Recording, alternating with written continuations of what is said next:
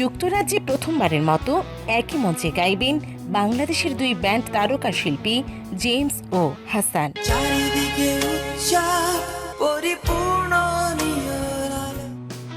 বাংলাদেশে সাম্প্রতিক বন্যায় ক্ষতিগ্রস্তদের সাহায্যার্থে কনসার্ট ফর নিউ বাংলাদেশে গাইবেন এই দুই তারকা।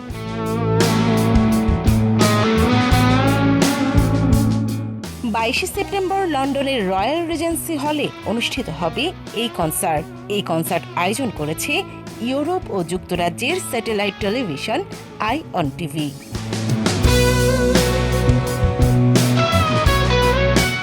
সাম্প্রতিক বন্যায় ক্ষতিগ্রস্ত মানুষকে সাহায্য করতে একই মঞ্চে উঠবেন কিংবদন্তি দুই শিল্পী। কনসার্টের মাধ্যমে সংগ্রহিত তহবিল পৌঁছে দেওয়া হবে দেশের বন্যা দুর্গত এলাকার মানুষকে।